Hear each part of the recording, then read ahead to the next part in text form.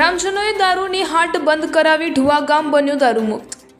ડીસા તાલુકાના ઢુવા ગામે દારૂના વ્યસન સામે બળવંતર ક્રાંતિ સર્જાઈ હતી। ગામના તમામ વર્ગો યુવાનોથી લઈ વડીલો સુધી એકજૂટ થઈને ઐતિહાસિક નિર્ણય લીધો છે। ગામમાં સંપૂર્ણ દારૂબંધી લાગુ। અંબાજી મંદિર ખાતે યોજાયેલી વિશાળ ગ્રામ સભામાં ગામના ડેપ્યુટી સરપંચ, પૂર્વ સરપંચ, સહકારી મંડળીના મંત્રી, પંચાયત સભ્યો અને લગભગ 400થી વધુ ગ્રામજનોએ હાજરી આપી હતી।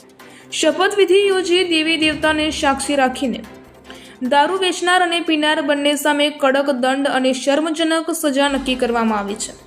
દારૂબંધી અંગેના મુખ્ય નિર્ણયો લેવાયા હતા કે દારૂ વેચતા પકડાય તેવી વ્યક્તિને ₹51,000નો દંડ, દારૂ વેચનારનું ગામમાં વરઘોડું કાઢવામાં આવશે, વારંવાર ઉલ્લંઘન કરતા સામે કાયદેસરની કાર્યવાહી થશે।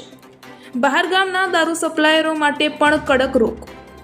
ગ્રામજનોએ જણાવ્યું હતું કે દારૂબંધી કરવાથી યુવા પેઢીને વ્યસનથી બચાવી શકાશે, મહિલાઓ માટે સુરક્ષિત વાતાવરણ ઊભું થશે, શિક્ષણ માટે અનુકૂળ માહોલ ઊભો થશે। ગ્રામજનોએ તીખી ટિપ્પણીઓ કરી હતી કે દારૂના લીધે કુટુંબ તૂટી જાય છે, બાળકો ભૂખ્યા સૂવે છે। હવે અમે તમામને કડક સંદેશો આપીએ છીએ કે આ ગામ હવે દારૂ મુક્ત છે। ગામના એક વડીલે જણાવ્યું હતું કે દૂધ વેચવાના પૈસા દારૂમાં વેડફાય છે, હવે એ નહીં ચાલે। BNK ન્યૂઝ દ્વારા આવા મજબૂત અને સકારાત્મક પરિવર્તન માટે ઢુવા ગામના દરેક નાગરિકને અભિનંદન। આ નિર્ણય એટલો જ મહત્વનો છે જેટલો કોઈ રાજકીય નિર્ણય હોવો જોઈએ, કારણ કે વ્યસન મુક્તિ એટલે ગામ વિકાસ। અહેવાલ ગૌતમ છત્રાલિયા, BNK ન્યૂઝ, ડીસા।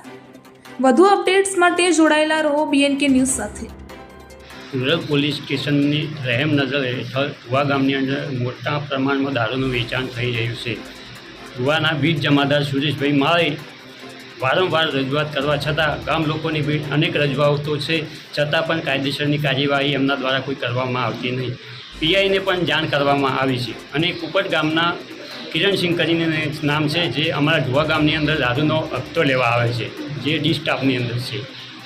જે આવનાર સમયમાં અમે કલેક્ટરને આવેદનપત્ર આપીશું અને ઢુવા ગામની અંદર જો દારૂ બંધ નહીં થાય તો જનતા રેડ પણ કરીશું ગામ લોકો સાથે મળીને। મારું નામ છે દલપતજી ભવનજી ઠાકોર, એડવોકેટ।